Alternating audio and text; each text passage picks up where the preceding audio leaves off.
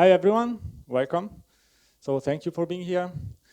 Today I'm going to show you how to code a genetic algorithm in Python. And I will only briefly explain the theory we need, but I won't go into much details about it, and I will focus more on the code. I'm working as a machine learning operation engineer at Prima, which is an insurtech company based in Milan. And if you want to talk, you can find us in the stand in the hall. And I have a background and a master as a data scientist. And now I'm transitioning into software development, mainly by learning software best practices on the job. And of course, I love Python. And so what is a genetic algorithm? They are a subfield of evolutionary computing, and they are inspired by Darwin theory of evolution, which is based on natural selection. So the problems are solved by an evolutionary process that mimics natural selection. And so essentially we look for the best individual inside a population that evolves generation after generation, and they are frequently used to solve optimization problems. And usually they're used to find solutions to difficult problems that otherwise will take maybe too much time to solve with other algorithms. And the best way to describe a genetic algorithm, in my opinion, is to look at the outline of the algorithm. So we start by generating a population of n random solutions, which are also called individual or chromosomes. This will be our initial population. And then we evaluate each individual with a fitness function. So essentially we assign a score to each individual to see how good it is. And then we generate a new population, hopefully better than the previous one, by repeating the following steps until we find a solution with the desired fit. So we start with the selection. We select 2 individuals from our population, and these individuals are usually called parents. And then we combine them, we apply the crossover, and we generate new children. And then the last step is the mutation. So with a very low probability, let's say 5%, we slightly change the individual. So we randomly change a small part of the solution. And then we evaluate again our population, and we check if the stopping criteria is reached. And we repeat the following 4 steps, and we continue to generate new population until an end condition is satisfied. The end condition could be a maximum number of iterations, a maximum execution time, or when we find a solution that we think is good enough. And at the end of the algorithm, we simply return the best individual found in the last population that we have. So I want just to mention some example of a real-world application of genetic algorithms. The first one is the cutting stock problem, which is a problem of combinatorial optimization. So the objective is to cut required material from an available stock with minimum wastage. So essentially the basic idea is to find the best arrangements of a finite number of items to cut and maximize the utilization of the material. And this is a challenging process in many industries like paper, plastic, or wood. Another common problem is the traveling salesman problem. And so this is the algorithm I plan to use for my next vacation trip. And so given a list of n cities, which is the shortest path to visit each city exactly once, and also to come back to the starting city. And in the animation here, you can see which we think, with the genetic algorithm, is the shortest path to visit all the continental US capitals, and which is around 21,000 kilometers if you want to try the trip. And finally, a last example is robot working optimization. So genetic algorithms are frequently used in the field of robotics. And the goal here is to find the optimal parameter for the motion input of some robots to make a desired trajectory. But today we will try to solve another problem. So my question for you is, how do you place 8 queens on an 8x8 chessboard such that there are no 2 queens threatening each other? Or in other words, how can you place 8 queens such that there are no 2 queens on the same row, column, or diagonal? And there are various methods to solve this problem, the most common one being backtracking. But today we'll try and we'll see how we can solve this with genetic algorithm. And before starting, we need to find a way to represent our solution. So encoding is the process of representing a solution in the form of a string of bits that conveys the necessary information. And also this is usually, in my opinion, the hardest part when implementing a genetic algorithm. And the simplest encoding for our problem will probably be this. So we have a matrix where 0 represents empty cells and 1s represent a queen on the chessboard. However, this encoding is not very efficient. We have more than 4 trillion possible arrangements, which is the binomial coefficient 64.8. So even for this toy example, the search space is very big. So for this problem, I decided to use a permutation encoding. As you can see in the slide, so representing each solution with a list containing a permutation of the numbers from 1 to 8. So as you can see in this example, each cell in the list indicates the row of the queen in the corresponding column. So for example, a 5 in the first cell indicates that the first queen is at row 5, a 3 in the second cell indicates that the queen in column B is at row 3, and so on. And this encoding is much more efficient because we avoid, by design, all the invalid solutions that have 2 queens on the same row because we have a permutation of the numbers, or on the same column because we have just 1 cell per column. And so in this way, we went down to only 40,000 possible solutions. So now it's much simpler to solve the problem with this encoding. So now we can start looking at the code. We will see how we can implement it in Python. And also note that we will not use any external library or tool. We'll just use the Python standard library. And I will construct the algorithm with a bottom-up approach. So I will start by implementing the various genetic operators, and then I will combine them to create the overall algorithm. The first step is to create the initial population, which in my case is a list of integers. And you can see as a reference the outline of the algorithm in the top right corner of the slides. So we first need to define the initial population. And as you can see, a random individual usually contains a lot of queens threatening each other. Of course, it's not optimal. And each solution is, so each individual is a possible solution to our problem. The next step is to generate a population, which is simply a list of random individuals. So to do this in Python, first we create an individual. So we create a list with the range function with the number from 1 to 8, and then we randomly shuffle them, and we return that list. While to generate our initial population, we simply call the generate individual function multiple times. And here the number of elements in our population, which I call the pop size, is an hyperparameter of the algorithm. So it's something that we will have to tune to find the optimal value for our problem. And then we have to define a fitness function. This is a function that takes as input an individual, and it returns a score of how good the individual is. And as a fitness function, I decided to use the number of clashes, so how many queens are threatening each other. And so for the score, the lower the better. So in this case, it's a minimization problem that we want to solve. Now we have to define how to count the clashes. And by design, we cannot have row or column clashes, so we just need to count the diagonal one.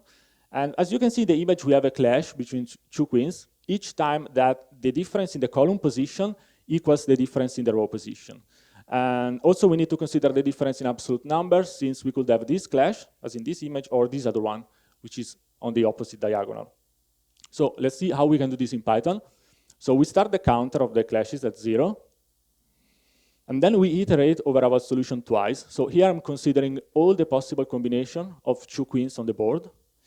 And also note that the second iteration starts at I+1, so we do not count the same clash twice.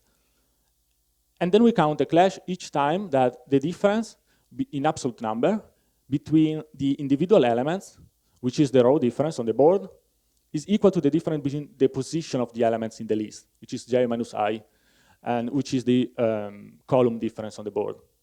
Then we count the clash, and at the end we return the number of clashes. So this is our fitness score. And just for curiosity, this is the worst that we could do. So if the algorithm converts to this, something very wrong. And with our fitness function, this score is bounded between 0 and 28. And 28 is obtained only when all the queens are on one of the 2 main diagonals. And on the contrary, we have 92 optimal solutions. So we have 92 solutions that have 0 clashes on the chessboard. That's what we want to find with our algorithm. And then the third step is the selection function. So this is a function that takes as input a population, and it selects a couple of individuals, which are called parents. And the idea here is to select individuals to pass their genes to the next generation.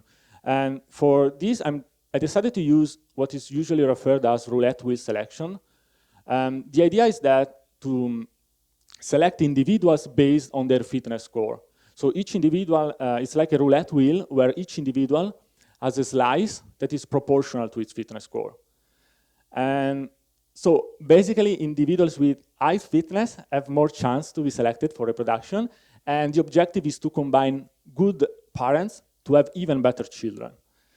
And in Python, this is pretty simple because we can use the choice function in the random module. So we can specify as a population, our genetic population. The weights are the fitness score of each individual. And finally, k equals 2, since we want just a couple of them. And then we can return the 2 parents. Now, I want to make a personal suggestion here. A problem that you might experience with roulette wheel selection is what is usually referred as crowding. And crowding happens when the algorithm finds a very good solution, a solution which is much, much better than all the others, which is, of course, good for the algorithm. But then that solution gets to reproduce a lot. And so in few iterations, you end up with a population which is filled with very similar solution. And that, of course, is a problem for the algorithm. So there are various methods to avoid this and to increase diversity in our population. Today, we will use mutation. And another possibility is to switch to rank selection. So you select individual based on their rank rather than the fitness score. And finally, you can also apply fitness sharing. So the fitness of an individual is reduced if there are already similar solutions in your population. That's the idea. Okay, then the first step is the crossover function. So this takes as input a couple of individuals, which are the parents, and we want to generate new children. And here I've decided to use the ordered crossover, which combines the parents while preserving the uniqueness of the elements in the list. So, for example, first we need to decide a random split point, in this case the third element. And then we can create the first child X by first copying the first 3 elements from parent A, plus all the remaining elements from parent B, while preserving the ordering that they have in B. And so we ensure that child X is a combination of the 2 parents, but it also contains all the numbers from 1 to 8. That's important. And then we do the same for the second child. We simply exchange parent A and parent B, and we can obtain the second one. And so let's see how we do this in Python. So we start with the 2 parents, A and B. Then we need to select a random split point, generating a random number from 1 to 7. So in this case, I don't want the split point to be at the extreme of the individual. Otherwise, I would just end up with the same parents. And then we create the first offspring, X, by taking the first element from parent A, plus all the remaining elements from parent B. So here I'm selecting the elements from B, which are not in the starting element of parent A. So they are not in parent A until the split index. And then we do the same for the second child. We simply exchange parent A and parent B, and we return it.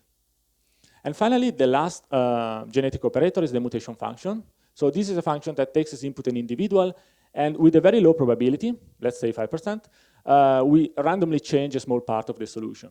So the objective here is to increase diversity in our population and increase the exploration of the algorithm. Here I decided to use a swap mutation. So when the mutation takes place, we simply exchange 2 elements of the solution, in this case 6 and 8. So we can see the individual before and after the mutation takes place. Okay, so to do this in Python, first we check if the mutation will take place or not.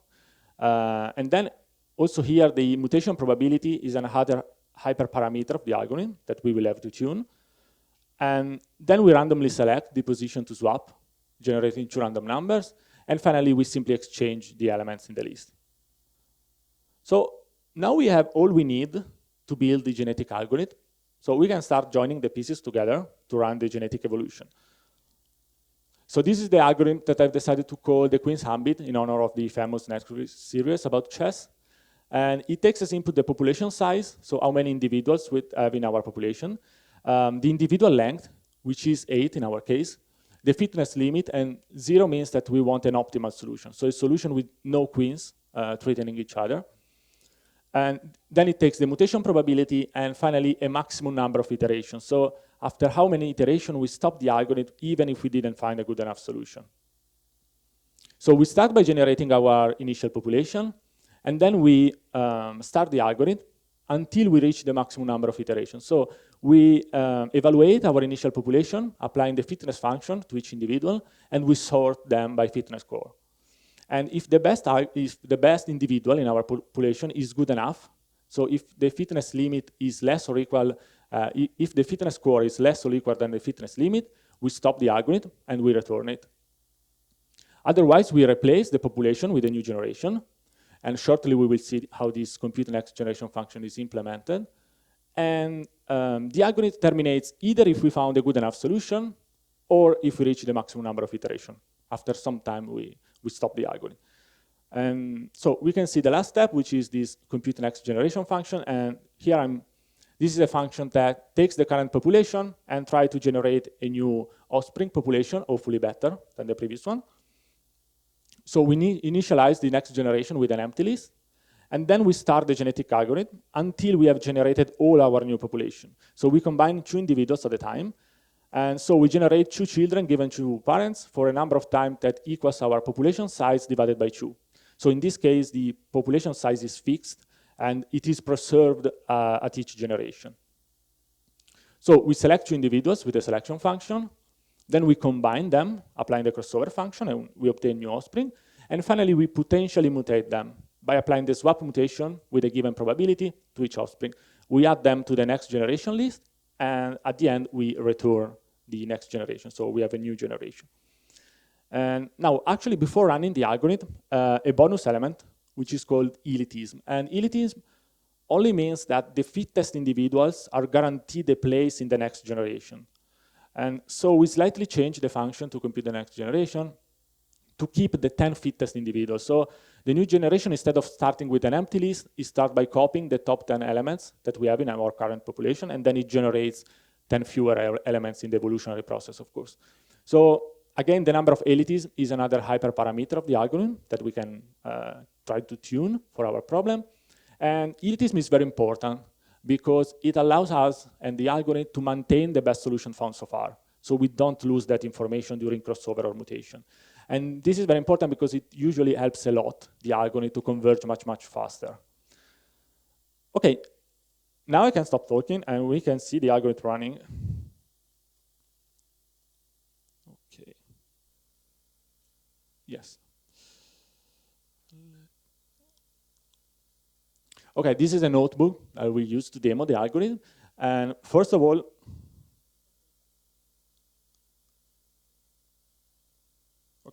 I will import all the code that we have seen on the slide. So this is all the code that we have just seen. I will go fast on it. So this is a function to compute the next generation, and this is the function to run the genetic evolution. It's the same as in the slide. I'm simply adding a print here to visualize the generation running, the number of generations that we have, and also the best solution found so far by the algorithm. Okay, now here we can, I'm setting the random seed for reproducibility, and then we can run the evolution. So I'm running an evolution here with a population size of 100. So we have 100 individuals in our population. The individual length is 8. So in this case, we have an 8 by 8 chessboard with 8 queens to place on it. And finally, the fitness limit is 0. So in this case, we want an optimal solution. So we want to stop only when we found a solution with no queens threatening each other. So if we run this, yes, we can see that in just 5 iterations, we have in our population an optimal solution. So here I define a display chessboard utility function, so we can visualize this. I'm using the Python chess library to print the solution. And here you can see, of course, there are no 2 queens threatening each other. And this is the encoding of the solution that we found. But here the search space was quite small. So you can try to solve this with brute force. It takes milliseconds. So to see a slightly more complex example, we can try to increase this, for example, to 15. So now we have a 15 by 15 matrix chessboard, and we have 15 queens to place on the chessboard. So running this should take much more time. Okay, so we can see at the beginning the best solution by generating them randomly. The first generation is random. It contains, the best one contains 3 clashes. And then the algorithms try to find better solution. Hopefully, yes. After 65 iteration, goes down to 2. So now in our population, we have a solution which contains only 2 clashes. And then 1, and then after 92 iteration, we have in our population an optimal solution. So we can also visualize this. And this time, I'm not using anymore the Python chess library because I'm not able to print a chessboard which is not 8 by 8 with that library. So I made this much simpler visualization, but trust me, there are no 2 queens threatening each other here. And this is the encoding of the solution. And this time you can see that the number of possible solutions is much, much bigger. So trying to solve this with brute force, it takes more time. And the more the complex becomes the problem, and the more the genetic algorithm outperforms a brute force approach, which becomes infeasible if you try to increase even further the search space. So let me go back to the slide. Yes. Yes, so to summarize, what we have seen is just one implementation of the genetic algorithms, but the good things about them is that there are many different variants, and you can customize them as you want, as you prefer, to better fit your problems. And then also keep in mind that the type of encoding really matters. It's really important, and it drastically impacts the performance of the algorithms, both in terms of the solution that you find, but also in terms of execution time. And finally, genetic algorithms are very good when you want to find a good enough solution in a short period of time. But on the contrary, they are not the best if you want to find the optimal solution. In that case, there are other algorithms like gradient descent that they usually perform better. But imagine that you are using a genetic algorithm in a navigation app to find the shortest path to visit some city. Then it's good that with this algorithm, you are able to find a good enough solution, maybe not the perfect one, in just a few seconds, because usually waiting minutes or hours to find the optimal one is not acceptable. And also before finishing, I just want to mention a couple of use cases, how we use them at Prima. You can use genetic algorithms for hyperparameter tuning as a meta heuristic to tune other machine learning models like neural network or XGBoost. So the goal here is to find the optimal set of hyperparameters, and they usually perform faster than other approach like a grid search approach. Also sometimes we use them for feature selection. So feature selection is a crucial aspect of any machine learning pipeline. So usually we have much more features than what we need, and some features usually are redundant or they simply add noise to our models. And so here the goal is to determine which set of features is relevant and which not. And genetic algorithms can be used to compute the optimal set. And finally, we also use genetic algorithms to lose a couple of coding competitions that we did recently. So in this type of competition, you usually have an optimization problem, which is infeasible to solve with brute force. And so usually you have a set of limited resources, a task that you want to achieve while maximizing some reward function. Don't know if you ever did the Google Hash Code or the replay challenge. We tried with genetic algorithms, and it went quite bad, to be honest, because the algorithm we wrote was not fast enough to finish in time for the competition. But yeah, that's another story. So thank you for your attention. You can find me on email, GitHub, or LinkedIn. And this is the code if you want the code. Thank you. Okay. Thank you very much. It was super. Thank you. Super, and also a demo that works very smoothly between the slides. Yeah, Perfect. that was tested yesterday. So we have a few questions for you. Okay. One of them is something that you already mentioned, but as a genetic algorithm can be used for future selection. How can be used, and eventually what are also the development of in that direction of your project? Okay, yeah. Basically, when you want to do feature selection, you can imagine that you make a huge number of features, and then you need to find which are the ones that you want to keep and which one you want to discard. So in that case, you can model these as a binary with a binary encoding. So you have a 0 for features that you want to discard and the ones that you want to keep. And then you can, of course, you have to decide a number. You can try different ones and see which one perform better. And then you can implement an algorithm that try to maximize some score, which in this case could be the validation score of the model that then you train with that feature. So the algorithms try different combination of that features. For each one, look at the score, and at the end, try to keep the solution that have a better score. Depends if it is a minimization or maximization problem, but the logic is the same. This is one approach. Of course, it adds some complexity because it's another algorithm that then you have to implement, tune, and maintain. But you can give it a try and see how it performs. That's great, thank you. What about Monte Carlo simulation, Monte Carlo models, and how you see the advantages in comparison of the different approaches? Or also an ensemble of the two of them, perhaps? Yeah, I mean, my idea is that usually trying and see what better fits for your problem is the best approach. So I don't have a strong suggestion to say use them. We try to use them for the coding competition and it didn't work. So I'm not here to say that they are the best. So of course there are problems where they fit better. I usually like them because, I mean, in my opinion, they are fun to implement and also to see them while running. And in theory, they are better when you have a problem which is non-differentiable. So other arguments requires that your loss function must be differentiable, or you have to approximate it.